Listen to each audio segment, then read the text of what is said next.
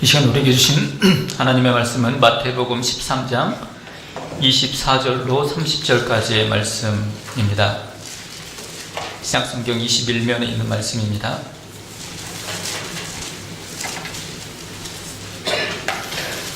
마태복음 13장 24절로 30절까지의 말씀인데요. 저와 여러분 한 절씩 교독하여 읽도록 하겠습니다. 제가 먼저 읽겠습니다. 예수께서 그들 앞에 또 비유를 들어 이르시되 천국은 좋은 씨를 제밭에 뿌린 사람과 같으니 사람들이 잘 때 그 원수가 와서 곡식 가운데 가라지를 뿌리고 가더니 싹이 나고 결실할 때에 가라지도 보이거늘 집주인이 그들이 와서 말하되 주여 그때 좋은 씨를 뿌리지 아니하였나이까 그런데 가라지가 어디서 생겨나나이까. 주인이 이르되 원수가 이렇게 하였구나. 종들이 말하되 그러면 우리가 가서 이것을 뽑기를 원하시나이까.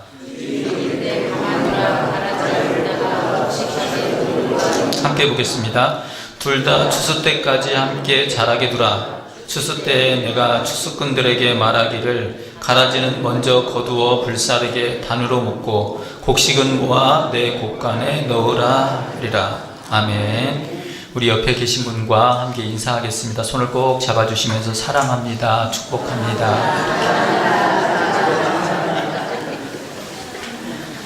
가라지가 보일 때라는 제목으로 여러분과 말씀을 좀 나누려고 합니다. 여러분들은 잘 아시겠지만 시골에서 살아가는 사람들에게 잡초와의 싸움은 아마 거의 일상과 같을 거라고 생각합니다. 그러다 보니까 잡초를 제거하려고 하게 되는데 잡초를 제거하는 방법도 가지각색이더라고요. 어느 분이 집 주변 뜰에 잡초가 무성하게 나 있어서 몇 날이고 고민하고 그냥 걱정스러워 하다가 이 여성분이 제거하기로 마음을 먹었습니다. 앞뜰에 있는 잡초는 손으로 매일 30분씩 이렇게 며칠이고 뽑아서 제거를 했다고 합니다. 옆뜰에 또 잡초가 있는데 옆뜰에 난 잡초는 다른 방법으로 제거를 했는데요. 뜨거운 물을 부어가지고 죽였다고 합니다. 뜨거운 물을 부으면 이게 죽나요? 잘은 모르겠는데 그렇게 해서 죽였다고 합니다. 그리고 남은 잡초는 좀 더 특이한 방법을 사용했는데 집에서 이제 간장을 끓이다가 이 쓰다 남은 이 간장 그리고 소금을 그 잡초에 뿌렸더니 죽더라 라고 그렇게 어딘가에다 글을 올렸기에 그 글을 읽은 적이 있습니다. 그런데 어떻게 잡초를 제거하는 일이 끝이 났을까요? 그것으로 잡초와의 전쟁이 종료되었을까요? 그렇지 않죠. 전쟁은 얼마 가지 않아서 다시 시작하게 되었습니다. 잡초와의 전쟁은 또다시 시작되고 그 전쟁은 끊임없는 전쟁이라는 것을 알게 됐죠. 우리는 잡초를 보면 무조건 제거해야 된다고 생각을 합니다. 그래서 잡초 하면 이 전쟁을 방불케 되는데 이 잡초에 대한 전혀 다른 생각을 가지고 계신 분이 있어서 그분의 이야기를 좀 소개해 드리려고 합니다. 조지 코케너 교수라고 하시는 분인데요. 이 코케너 교수님께서 잡초의 재발견이라는 책을 쓰셨습니다. 그러면서 잡초의 개념에 대해서 우리의 생각을 완전히 이제 바꾸어 놓게 됐는데, 우리는 흔히 잡초는 불필요한 존재라고 생각을 하잖아요. 해로운 존재라고 생각을 합니다. 그런데 이 코케너 교수님은 이 잡초가 불필요한 존재이거나 해로운 존재가 아니라고 이야기를 합니다. 그것은 잘못된 생각이다. 오히려 잡초야말로 곡물을 잘 자라게 하는 1등 공신이다. 그렇게 얘기를 합니다. 그러면서 그 잡초의 효능에 대해서 긍정적으로 그 개념을 소개를 했는데 몇 가지를 얘기해 드리자 그러면, 먼저 이 잡초는 토양 하부에 있는 이 광물질이라고 하는 걸 토양 상층부로 끌어올리는 역할을 하는 게 이 잡초라고 이야기를 하네요. 그래서 토양의 질을 좋게 만든다는 겁니다. 또 다른 잡초의 역할은 잡초의 뿌리가 이 딱딱한 땅을 부수게 되면서 부드러운 흙으로 만들어주는 그런 기능을 한다는 겁니다. 그래서 다른 농작물의 뿌리가 그 부드러운 흙을 통해서 깊이 뿌리내릴 수 있도록 돕는 역할을 한다는 겁니다. 세 번째는 토양을 덩어리지게 해서 토양이 이제 토양의 공기가 이 땅속으로 이게 들어가서 호흡을 해야 되잖아요. 이 잡초라고 하는 게 토양의 그 덩어리들, 땅 크게 덩어리들을 지게 해서 공기가 땅속으로 들어가도록 그 만들어주는 역할을 한다고 합니다. 또 잡초가 먹으면 그 수분이 비가 오지 않는 데에도 이게 땅이 건조하지 않도록 하는 역할을 한다고 하고, 또 경사진 토양 같은 경우에는 이 도로변 같은 경우에 이 경사진대에 비가 오고 그러면 막 토사가 흘러내려오고 그렇게 되곤 하잖아요. 붕괴되는 일들도 생기잖아요. 그렇게 빗물에 쓸려 내려가지 않도록 도와주는 역할도 하고요. 또 잡초가 사람과 가축의 또 먹을거리가 되기도 한다고 합니다. 그 밖에도 여러 잡초의 효능에 대해서 소개한 내용들이 있어서 그분이 하시고자 하는 이야기는 잡초가 우리가 생각하는 것처럼 그렇게 쓸모없고 골칫거리만 되는 건 아니다. 잡초에 대한 발상의 전환이 필요하다라는 이야기를 우리에게 소개하고 있는 겁니다. 그런데 오늘 우리가 읽은 본문의 내용을 보니까 이 잡초가 소개되고 있습니다. 그런데 이 잡초는 우리가 생각하는 그런 잡초만 의미하는 것이 아니라 인생에 우리가 살아가는 삶의 잡초와 같은 그런 존재라 여기는 것들에 대해서 우리의 사고를 좀 전환하라라고 오늘 말씀을 통해서 우리가 하나님의 그 음성을 듣게 됩니다. 그래서 오늘 본문의 말씀은 우리 신앙생활에 적용될 수 있는 내용이기에 중요한 내용이라 생각되면서 여러분들과 그 말씀을 함께 나누고자 합니다. 본문의 이야기는 예수님께서 하나님의 나라에 대해 말씀하시는 비유에 해당되는 이야기입니다. 그러니까 농사 짓는 것에 대한 이야기가 아닌 하나님의 나라에 대한 이야기를 하고 계시는 거죠. 자신의 밭에 이제 좋은 씨를 뿌린 사람이 있었습니다. 조사해 본 결과 이 씨는 밀이라고 알게 되었는데 밀을 뿌린 겁니다. 그런데 모두가 잠든 사이에 누군가가, 성경은 그 누군가를 원수라고 그렇게 칭하고 있습니다. 그러니까 원수가 와서 가라지를 밀밭에 뿌리고 갑니다. 시간이 지나자 싹이 나게 되죠. 그리고 결실을 할 때가 이르게 됩니다. 결실할 때쯤 보니까 분명히 이 농부는 밀만 뿌렸는데 원수가 거기다가 가라지를 뿌려놓는 바람에 결실할 때쯤에 이 가라지들이 보이기 시작한 거예요. 왜냐하면 결실하기 전에는 이 가라지인지 밀인지 그 분간을 할 수 없었기 때문에 가라지가 있었다는 사실을 잘 발견을 못했던 거죠. 그런데 결실할 쯤에 대해서 이 가라지가 눈에 두드러지게 나타나면서 가라지가 있구나라는 것을 발견한 거죠. 그래서 종들이 주인에게 찾아가 묻는 겁니다. 우리가 좋은 씨를 뿌리지 않았습니까? 그렇게 묻자 주인이 그랬지, 이렇게 대답을 합니다. 그래서 종이 다시 묻습니다. 그러면 어디서 가라지들이 생긴 걸까요? 원수의 소행이다. 그러면 우리가 가서 그것들을 뽑아버릴까요? 그렇게 얘기하는데 주인이 전혀 기대치 않은 대답을 하게 됩니다. 아니야, 섣불리 뽑지 마. 섣불리 판단을 내리지 마. 그렇게 한다면 밀까지 뽑힐 수가 있어. 그대로 두자. 추수 때까지 그대로 두고 추수꾼들에게 나중에 거둘 때 가라지들만 따로 골라서 그것은 다 태워버리고 곡식들은 따로 모으도록 그렇게 시키도록 하자. 그렇게 얘기를 하는 겁니다. 우리가 읽은 이 본문에 가라지라는 이 주인공이 있어서 이 가라지가 도대체 뭔가 좀 설명이 필요할 것 같아서 가라지가 어떤 식물인지를 좀 살펴볼까 합니다. 우리말 성경에는 그냥 가라지로 번역되어 있는데 영어 성경에 보면 잡초라고 되어 있습니다. 이 가라지는 팔레스타인, 레바논, 시리아 그리고 지중해 연안 등이 이 식물의 원산지거든요. 근데 보리나 밀밭에 흔히 섞여 나는 잡초의 일종입니다. 불려지기로는 독보리라 그렇게 불려지는 식물이거든요. 근데 이 식물은 실상 목초지 자체에 독소가 있는 건 아니라고 합니다. 그 식물에 균이 기생하게 되고 그 목초를 가축이 먹게 되면 중독을 일으키는 그런 증상을 발생시킨다고 합니다. 그래서 이 식물에 독이라는 단어가 들어가게 된 거고, 생김새가 밀이나 모리와 분간되지 않을 정도로 흡사하다 해서 볼이라는 말이 붙게 된 거거든요. 그래서 독볼이라는 이름을 가지게 된 겁니다.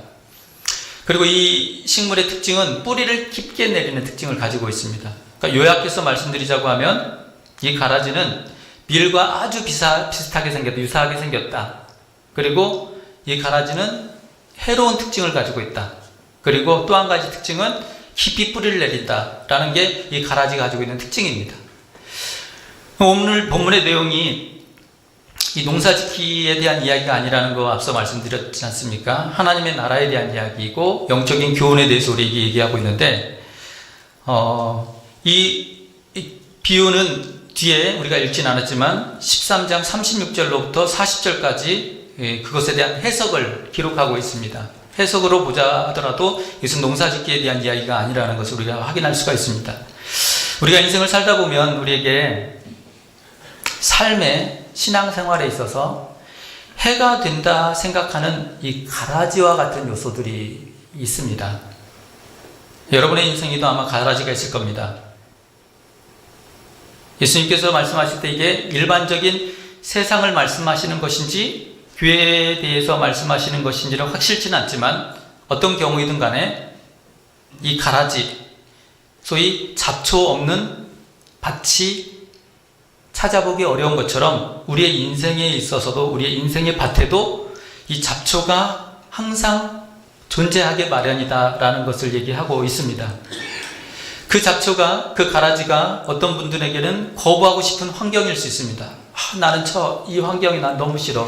내 삶의 일부로 이게 이 환경이 내 삶의 일부가 되어 있는 것에 대해서 나는 거부하고 싶어, 버리고 싶어 하는 그런 환경일 수도 있습니다. 어떤 사람에게는 원치 않는 사건일 수도 있습니다. 왜 내게는 이런 일들이 일어나지? 그런 일들이 내 인생에 안 일어났으면 좋겠는데 할 수 있는 그런 사건일 수 있습니다. 혹은 잦은 실수나 도려내고 싶은 상처일 수도 있습니다. 잊고 싶고 지워버리고 싶은 어떤 경험과 기억들일 수 있죠. 또 눈의 가시와 같은 어떤 사람일 수도 있습니다. 저 잡초 같은 사람, 저 가라지 같은 사람이라고 생각될 수 있는 이웃 혹은 직장에서의 동료, 또 가정에서의 또 누구일 수도 있고, 때론 또 교회 안에 누구일 수도 있겠죠. 어느 곳 무엇이었든지 간에 그것들은 우리의 삶에 기여하지도 돕지도 돌보지도 나누지도 않는다고 생각하는 그 무엇입니다. 그저 괴롭게 할 뿐이고 내 삶의 진을 빼놓고 가슴을 조여오게 하고 삶을 한없이 끌어내리기만 할 뿐인 그런 존재를 의미하는 겁니다. 달갑지 않은 존재입니다. 게다가 그 존재 배후에는 어쩌면 사단의 세력, 원수가 역사하고 있을 수도 있습니다. 이렇게 보면 이 가라지라고 하는 건 원수가 만들어낸 결과물이라 할 수 있고 우리를 대적하는 세력이라고 할 수 있습니다.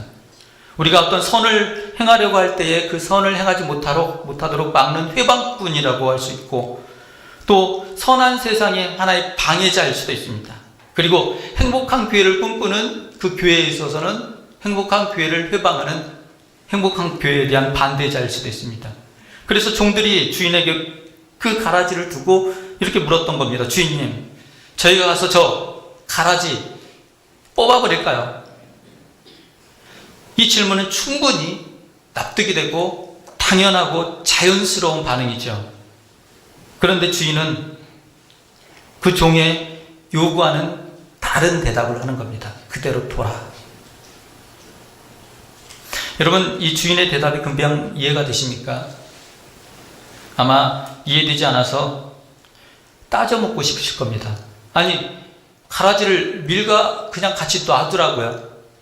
밀과 가라지가 같이 있게 그냥 해도 된단 말입니까? 옳은 것과 그른 것이, 선과 악이, 거짓과 진실이 어찌 한데 두라 하신단 말씀입니까? 게다가 성경까지 여러분들이 인용하실 수도 있겠죠. 성경에도 말씀하지 않았습니까? 너희는 믿는 자와 멍에를 같이 매지 말라 하시면서 하신 말씀이 의와 불법이 어떻게 함께하며 빛과 어둠이 어찌 사귀며 그리스도와 벨리알이 어찌 조화될 수 있으며 믿는 자와 믿지 않는 자가 어찌 상관하며 하나님의 성전과 우상이 어찌 일치될 수 있단 말입니까? 라고 그렇게 따져 물을 수도 있으시겠죠. 단호한 태도를 취해야 됩니다. 단호한 태도를 취해 마땅합니다. 그건 선을 딱 그어야 됩니다.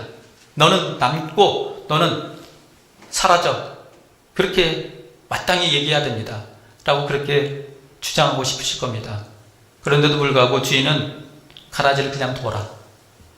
가라지를 그냥 둬라. 그렇게 말씀합니다. 왜 그럴까요? 왜죠? 주인의 대답은 어렵지 않습니다. 그렇게 해서 결과가 좋게 되는 것보다는 오히려 해가 될 걸. 만약 가라지를 뽑아내기 시작하다 보면 너는 밀조차 뽑게 될 거야. 뽑으려다 밀만 뽑게 된다고 라고 그렇게 말씀하는 겁니다. 주인은 완강한 입장입니다.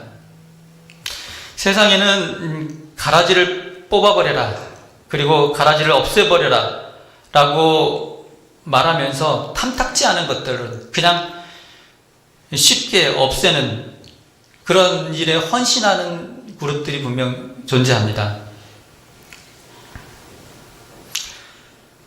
그래서 때론 이게 세상 어디에선가 일어나는 일들만이 아니라 교회에서조차도 그러한 일들이 일어나다 보니까 오히려 세상 사람들은 교회가 더한다, 교회가 더 냉정하다, 더 무정하다, 더 매섭다, 그렇게 얘기하는 얘기를 듣기도 합니다.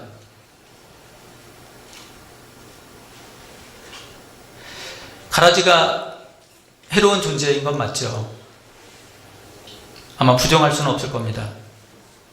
그래서 그것을 제거해야 된다고 하는 충분한 뚜렷한 명분들도 우리 모두는 다 가지고 있습니다. 그리고 거기에 어떤 면에서는 혈안이 되어 있기도 합니다.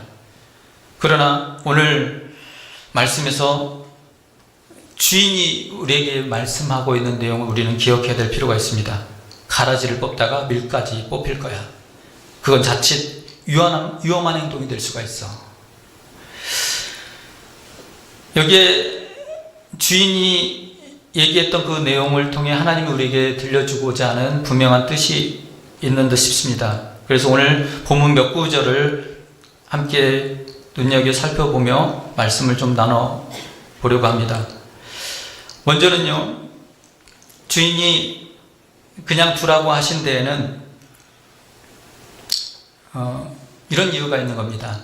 본문 26절에 기록하기를 싹이 나고 결실할 때에 가라지도 보이거늘 이라고 그렇게 기록하고 있는데, 그 말의 의미 가운데는 우리는 추수 때까지는 그것이 밀인지 가라지인지 확연히 구분할 수 없다라고 보고 있는 것이죠. 여러분은 밀과 가라지를 잘 구별하실 수 있으신가요? 논에 벼와 피라고 그러죠. 시골에서 피를 잘 구분하실 수 있으시죠, 여러분들은? 그런데 어떤 경우에는 이게 추수 때까지는 잘 구분이 되지 않는다는 겁니다. 그래서 그것을 잘 모르고 그것을 뽑으려다가 밀을 뽑는 일들이 발생한다는 겁니다. 밀이라 생각했는데 가라지인 겁니다. 가라지다 생각했는데 밀인 겁니다. 저도 어릴 적에 그런 구분을 잘 못한 적이 있습니다. 잡초와 꽃도 구별을 못한 적이 있었거든요. 시골에서 제가 살던 어릴 적 그 집 마당에는 작은 이렇게 정원이 가꾸어져 있었는데, 제가 어느 날 낫을 들고 이 필요 없는 잡초다 싶은 것들을 이렇게 잘라내려고 하는 때가 있었습니다. 한참 뭔가를 이렇게 잘라내고 있는데 어머니가 오시더니는 잠깐만 기다려. 야 그만둬라. 네가 할 게 아니다. 제가 이게 잡초다 생각하고 베었던 것들 가운데 어머니가 그토록 애지중지 아끼던 이 꽃나무가 있었던 거죠. 저는 잡초하고 알곡을 구분하지 못했던 겁니다. 잡초처럼 보였는데 그게 알곡이었던 겁니다. 우리는 인생을 살아가면서 이런 모습을 보일 때가 많이 있습니다. 여러분, 닉 부이치치라고 하는 사람을 들어보신 적이 있나요? 화면을 준비했더라면 더 이해가 쉬웠을 것 같은데, 설명이 더 좋았을 것 같은데 아쉬움은 있는데요. 이 닉 부이치라고 하는 사람은 손과 발이 없습니다. 몸만 있습니다. 그가 태어날 때 그렇게 장애를 앓고 태어났습니다. 그런데 그가 그렇게 태어날 때 그의 어머니는 자기 아이인데도 불구하고 그 아이의 얼굴을 보지 않았다고 합니다. 그리고 어머니는 그 아이를 우리 가정에 불필요한 사람이라고 생각을 했답니다. 원치 않았던 사람이 지금 태어났다고 생각한 겁니다. 가정의 짐만 될 뿐이라고 생각했던 그 아이가 태어나게 된 겁니다. 이 아이로 인해서 우리 가정은 한없이 이제 괴로움이 더해질 거야 라고 생각했던 것이죠. 그래서 그 어머니는 그 아이를 보기를 꺼려했다라는 겁니다. 그런데 그렇게 누군가가 품어줘야만 하는 인생이라고 생각하고 돌봐줘야만 하는 인생이라고 생각했던 그 닉 부이치치라고 하는 사람이 지금 현재 어떤 삶을 살고 있느냐면, 그는 손도 발도 없지만 수많은 세계의 사람들을 허그를 이야기하며 그들을 마음으로 품는 일들을 하고 있다는 겁니다. 태어날 때 당시 그는 누군가에게 가라지 같은 그런 인생처럼 비춰졌습니다. 그런데 그가 성장하는 그 과정, 그리고 어느 시점이 되자 그는 가라지가 아니었다는 것을 확인하게 된 것이죠. 오히려 시대에 정말 필요한 많은 사람에게, 절망에 처해 있는 사람들에게 희망을 안겨주는 그런 인생이었다는 것을 느끼해서야 발견하게 된 거죠. 성경에 야베스라는 인물을 여러분 기억하실 겁니다. 그 야베스의 인물, 야베스라는 이름의 뜻은 고생을 만든다, 슬프게 하다라는 뜻을 가지고 있는 사람입니다.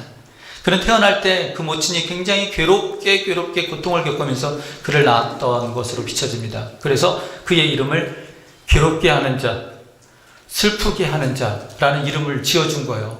어느 부모님이 자기 자녀에게 너는 괴롭게 하는 자야, 너는 슬프게 하는 자야 라는 그런 이름을 섣불리 지어줄 사람이 어디 있겠습니까? 얼마나 그가 괴로움을 더했던지 그에게 그런 이름을 지어준 겁니다. 그런데 그는 오늘날 성경을 통해서 우리에게 소개되는 그 야베스라는 인물은 축복의 대명사로 우리에게 소개되고 있습니다. 주께서 내게 복을 주시려거든 나의 지역을 넓히시고 주의 손으로 나를 도우사 나를 환난에서 벗어나 내게 근심이 없게 하옵소서라는 이 기도 제목을 우리에게 소개시켜 주시고, 그는 이 기도로 자기의 인생의 지경이 한없이 확장되는, 그래서 하나님의 나라의 중요한 인물로 쓰임받는 인물로 성경은 우리에게 소개하고 있습니다. 어찌 이를 괴롭게 하는 자라고 이야기할 수 있겠습니까? 가라지와 같은 인생이라고 할 수 있겠습니까? 아마 오늘 많은 가정들 가운데서도 이런 실수를 범하고 있는지도 모릅니다. 우리 아이는 쟤는 정말 골칫덩어리야, 얘는 정말 문제덩어리야, 얘는 진짜 태어나지 말았어야 됐어, 얘는 가라지와 같은 아이야, 그렇게 취급당하면서 정말 그에게 하나님이 꿈꾸고 있는 꿈이 좌절되고 있는 일들이 일어나고 있는지도 모르는 거죠. 그래서 우리는 섣불리 알고가 가르지를 판단하지 말라고 뒤는 우리에게 얘기하고 있는 겁니다. 역사 이래 그런 일들이 많이 있었습니다. 여러분 잘 기억하고 계시는 스데반, 그는 순교자입니다. 그런데 그가 순교하는 그 과정, 그 역사, 그 시점에는 그는 순교자로 사람들에게 이해됐던 인물이 아니라 오히려 그는 신성모독자라고 그렇게 평가받아 그를 신성모독죄로 종교재판에 따라 사형에 처했던 인물이었지 않았습니까? 많은 교회들이 그를 가라지라 생각하고 제거하라고 했습니다. 그런데 그들은 알곡을 제거한 겁니다. 끔찍한 실수를 범한 것이지요. 몇 년 전 체코 얀후스라고 하는 사람이 순교 600주년 되는 해였는데 많은 한국 목회자들이 이 체코를 방문했습니다. 그런데 이 야누스라는 인물은 어떤 인물이었냐면, 당대 성만찬이 왜곡되게 행해졌을 때 성만찬을 회복하던 인물이었습니다. 왜 우리에게 떡만 줍니까? 찬도 줘야지요. 마땅히 주님이 떡과 잔을 우리에게 나누셨는데 왜 당신들은 떡만 주고 잔은 안 줍니까? 그렇게 시대에 성만찬의 왜곡을 항의했던 인물이었거든요. 그 일로 말미암아 그는 교회로부터 파문당했습니다. 그리고 1415년 7월 6일 날 화영당의 형장이 있을로 사라졌습니다. 도대체 누가 알곡이고 가라지인 겁니까? 그래서 하나님께서 우리에게 말씀하시는 거죠. 추수 때까지 내가 알아서 할 테니까, 심판날에 내가 판단할 거니까 그냥 그대로 두면 안 될까? 그대로 둬주면 안 될까? 그렇게 말씀하고 있는 겁니다. 또 하나는 주인이 그 가라지를 그냥 두라고 말씀하신 데에는 가라지를 뽑다가 밀을 함께 뽑는 실수를 하게 되는 일들이 있기 때문이라는 겁니다. 본문 29절에 가만두라, 가라지를 뽑다가 곡식까지 뽑을까 염려하노라. 주인은 알곡을 염려했던 겁니다. 가라지를 염려한 게 아니라 알곡을 더 염려한 겁니다. 가라지 자칫 손대다가 알곡 손대는 일이 생길 수 있어. 교회 안에 어떤 문제 있는데 그 문제 다루다가 정말 주변에 무고한 신실한 그리스도인들이 다칠 수가 있어. 그렇게 말씀하고 있는 것인 거죠. 저는 연례 행사가 되면 평소에 이렇게 정리를 잘 해놔야 되는데, 책상이 막 서류들을 이렇게 수북하게 쌓아두다가 연례 행사로 이렇게 정리를 하게 됩니다. 그러면 이게 거기에는 필요 없는 서류가 있고 필요 있는 서류가 있거든요. 그런데 이게 섞여 있습니다. 딱 분리되어 있어가지고 필요 없는 서류, 필요 있는 중요한 서류 이렇게 나눠져 있지가 않아요. 섞여 있어요. 그래서 한 장 한 장 이렇게 확인하면서 분리를 해야 되는데 그 작업을 꼼꼼히 하지 못해가지고 막 덩어리째 이게 쓰레기통에 던져버리는 일들이 생깁니다. 그러다 보니까 그 서류 속에는 정말 중요한 서류가 속해 있는 경우들이 종종 있거든요. 저는 이 필요 없는 가라지라고 생각했던 서류를 버린다 치고 그 속에 내가 정말 중요한 알곡 서류를 버린 일들을 저는 몇 번이고 범했던 적이 있습니다. 어느 목회자께서도 그런 고백을 합니다. 목회를 처음 시작할 때 급한 마음에 가라지를 막 뽑아버린 적이 있다는 겁니다. 그런데 놀랍게도 멀쩡한 알곡까지 덩달아 뽑히는 일들을 참 많이 보게 되었다라고 반성하며 말씀하신 적이 있었던 겁니다. 가라지 하나 뽑는 것이 문제가 아니라 알곡 다치는 게 더 중요하다, 더 큰일이다. 하나님은 우리에게 그렇게 주인을 통해 말씀하고 계십니다. 가라지 예뻐서 그러는 거 아니야. 그 가라지 무서워서 그러는 거 아니라 알곡이 다칠까 봐야. 나는 알곡이 다칠까 봐야. 모세골의 유명수 목사님께서 이런 이야기를 들려주신 적이 있으세요. 몇 해 전에 교회에서 이제 등산을 가셨다고 합니다. 그런데 이 목사님이 교인들에게 이런 요청을 했대요. 우리가 이번에 등산할 때 쓰레기 줍기를 좀 합시다. 이왕이면 의미 있는 일을 좀 하면 어떻습니까? 쓰레기 줍기를 한번 합시다. 그렇게 얘기를 했답니다. 그리고 그날은 등산에 동참한 모든 사람들이 오르내리면서 쓰레기를 주워가지고 이제 내려온 거예요. 근데 이분이 집에 와서 밤에 잠자리에 이렇게 누워있는데 머릿속에 남아있는 것이 무엇이었을까요? 머릿속에 온통 쓰레기만 남아있었던 겁니다. 등산을 갔는데 산을 보고 싶었고 맑은 공기를 쐬고 싶었고 새 소리도 듣고 싶었고 그랬는데 그가 다녀오고 난 후 머릿속에 남아있던 건 쓰레기 투성이었다는 겁니다. 쓰레기만 생각났던 겁니다. 분명히 나는 새를 보기를 원했고 나무를 보기 원했는데 좋은 풍경을 보고자 했는데 그 모든 것들은 보지 못하고 온통 쓰레기만 보고 내려왔다는 것을 생각하고 깨닫고 훗날 쓰레기 줍기로부터 우리가 해방되어야 되겠구나. 따로 환경의 날을 정해서 그때 한두 차례 하고 그런 일들은 우리가 자제해야 될 필요도 있겠구나. 그런데 우리 삶도 마찬가지인 것 같습니다. 삶에서 너무 쓰레기에만 집중하다 보면 정말 좋은 것들 우리가 보지 못할 수가 있는 겁니다. 자신을 볼 때건 다른 사람을 볼 때건 그 사람이 가지고 있는 쓰레기와 같은 것들에 집중하다 보면 우리 신앙생활에 여러분 어떻습니까? 기쁨이 있겠습니까? 여러분의 삶에 정말 없었으면 좋겠다 하는 그 가라지들에만 온통 신경이 집중되면 여러분의 삶에 소중한 아름다운 것들을 여러분들은 놓쳐버리고 그걸 향유하는 그 권리를 우리는 상실해버릴 수 있는 거 아니겠습니까? 예수님께서 원하신 것도 그런 것이라고 생각합니다. 가라지를 뽑는 그 강박증 때문에 삶의 소중한 것들을 너희가 잃어버릴 수가 있어. 또 주인이 섣불리 하지 말라고 말씀하신 데에는 그것을 함께 원래 공존하는 거야 라는 그런 뜻에서입니다. 세상 우리가 인생을 살아보다 보면 선과 악이 함께 공존하지 않는 순간이 있습니까? 어느 나라도, 아무리 복지가 잘 되어 있는 나라도, 아무리 기독교의 국가인 나라도, 그리고 심지어 교회마저도 그곳에 혼동 선만 존재하는 건 아니지 않습니까? 악도 함께 공존한다는 겁니다. 온전한 자가 있는가 하면 온전치 못한 자도 있고, 중생한 자인가 하면 중생치 못한 자도 함께 공존하고 사는 게 우리의 세상이야. 영적인 자도 있고 육적인 성도도 있는 법이야. 영적인 사람도 있고 육적인 사람도 있는 법이야. 그게 함께 공존하는 거야. 그러나 마지막 세상 심판 때에 내가 그때 갈아지는 불사르게 단으로 묶을 거고, 곡식은 모아 곡간에 넣을 거야. 갈아지는 영원한 불로 알곡은 주인의 창고에 드릴 거야. 그래서 마지막 최후의 심판 날에는 아마 한 묶음의 무신론자들이 이렇게 있을 거고요, 한 묶음의 회방자들이 이렇게 있을 거고요, 한 묶음의 박해자들이 있을 거고요, 한 묶음의 이선자들이 있을 거고요, 한 묶음의 이단자들이 있을 겁니다. 그리고 그 모든 이들은 불 가운데 던져지게 됩니다. 추수의 그날에는 분명히 나누는 날이 와. 그러니 그 전까지는 너희가 함께 공존하는 거야. 그걸 우리에게 말씀하고 계시는 겁니다. 그래서 우리에게 들려주고자 하시는 말씀은, 그러니 너희는 세상 심판날에 가라지의 무리에 속하면 안 돼. 반드시 충실한 알곡에 있어야 돼. 그렇게 말씀하고 계시는 거죠. 말씀을 맺으려고 합니다. 처음 설교 이야기로 되돌아가자 그러면 우리는 그치지 않는 가라지와의 싸움 속에서 살아갑니다.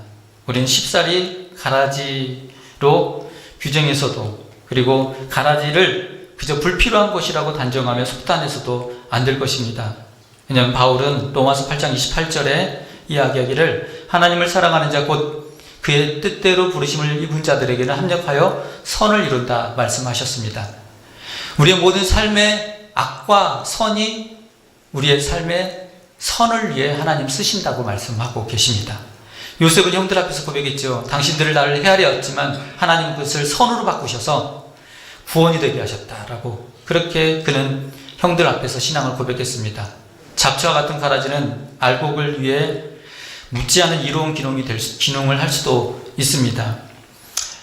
언젠가 경청에 대한 이야기를 들은 적이 있었는데요. 요즘 시대엔 사람들이 경청하지 않는데요. 그래서 경청에 대한 훈련을 필요로 한대요. 왜냐하면 경청이 굉장히 우리의 삶의 가치를 높이는 부분들이 있기 때문이라는 겁니다. 저는 원룸에 살면서 세탁기가 돌면서 덜커덩덜커덩 하는 소리를 이렇게 돌릴 때마다 냅니다. 물론 부지런한 사람은 뭔가 고여서 밑에 불균형을 잡아주면 될 텐데, 거기에 크게 신경 쓰지 않는 저는 내내 세탁기가 돌아갈 때마다 덜커덩덜커덩 소리를 냅니다. 도로변에 집이 위치한 가정에서 사는 분들은 항상 도로에 지나다니는 차량의 승용차들의 소리들을 듣고 생활하게 됩니다. 이 모든 것들이 우리는 소음이라고 여기게 된다는 것이죠. 다시 말하면 우리 삶에 피하고 싶은 것들일 수 있다는 겁니다. 그런데 누군가가 이렇게 제안을 합니다.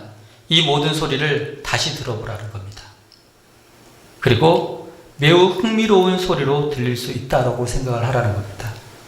그것이 어쩌면 하나의 왈츠가 될 수 있고, 우리 주위에 항상 존재하고 있는 숨어있는 성가대일 수 있다, 그렇게 얘기를 하더라고요.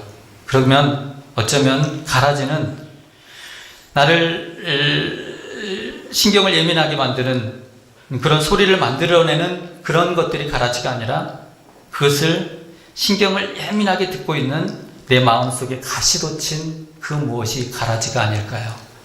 정말 제거해야 될 건 어쩌면 우리 안에 예민한 그 가시돋친 마음일 수 있습니다. 다시 한번 오늘 주인이 우리에게 말씀하시는 말씀을 우리 말씀에 새기며 하나님의 뜻에 합당하게 살아가는 저와 여러분 되길 축복합니다. 기도하겠습니다. 존귀하신 아버지 하나님, 우리가 인생을 살아가면서